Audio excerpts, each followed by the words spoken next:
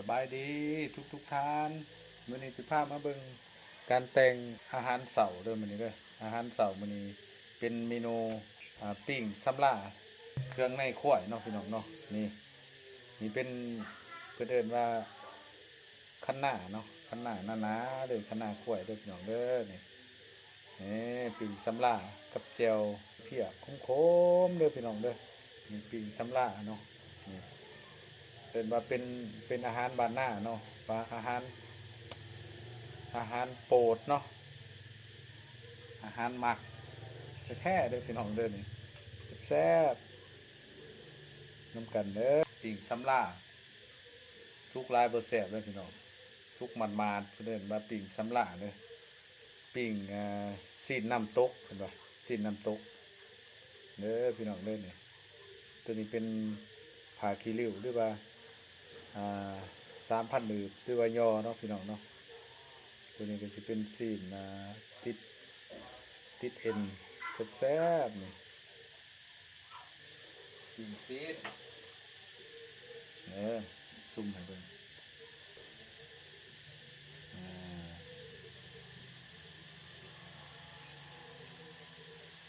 นี่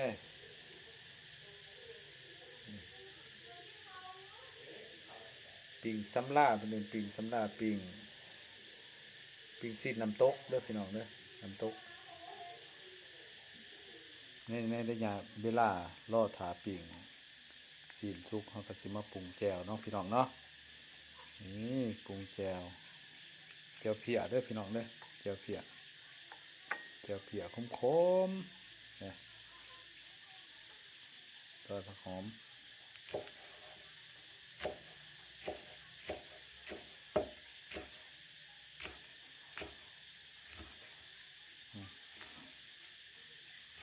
ผักหอมบัวเด้อพี่น้องเด้อนี่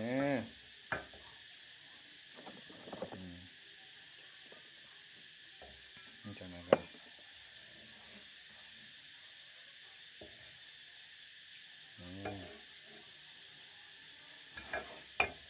แจ่วเพียขมๆพี่น้อง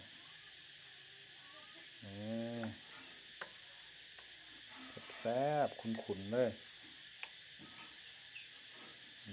ตาเกียม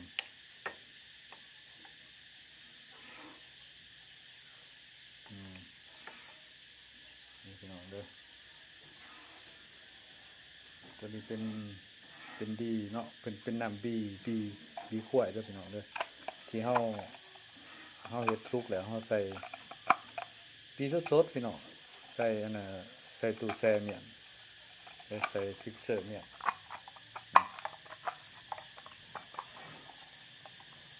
เฮ็ดขมๆนี่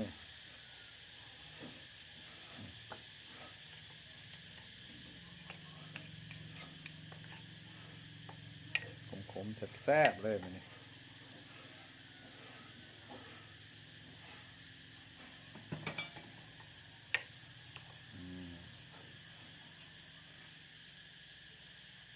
แหน่พี่น้องสุกแล้วพี่น้องนะครับก็มาซอยเด้อพี่น้องเด้อโอ้คะน้าอู้ซอย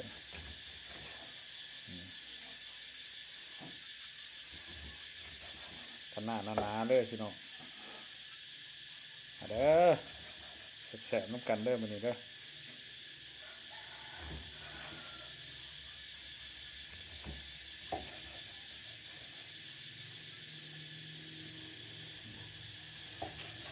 แซ่บเลยกับเจียวเพียพี่น้อง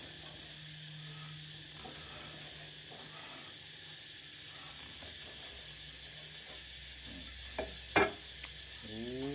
ตอนหนาๆเลยซิมเบิ่งพี่น้องซิมเลยพี่น้องเลยอู้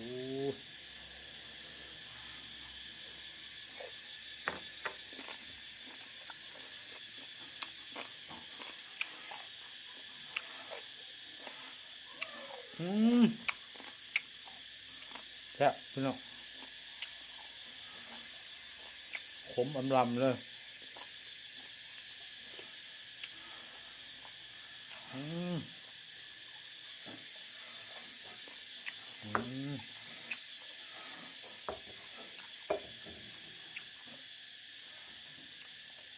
ืมพี่น้องจ้า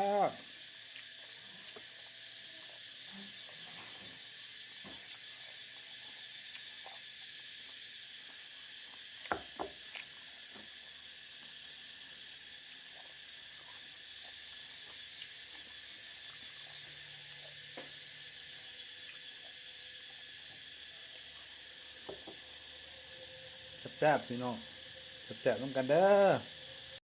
นี่พี่น้องมากินน้ำกันเด้อนี่เสียดคำตัวอย่างนี่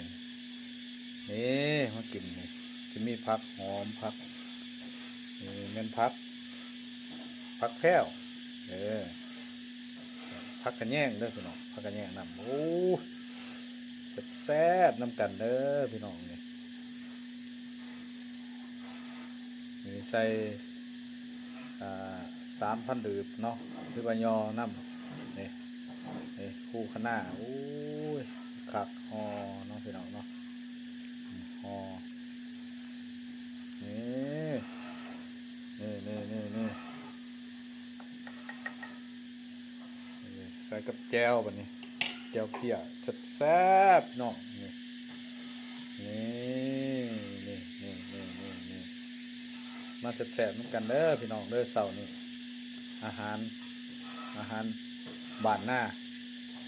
นี่อืม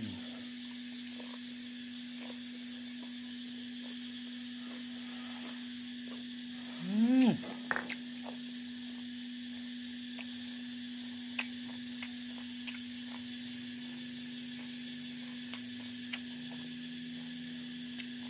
แซ่บพี่น้อง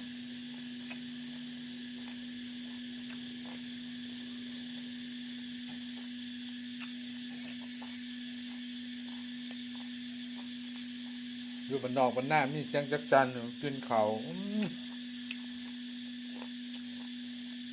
ผ่านกันเด้อทุกท่านเด้อ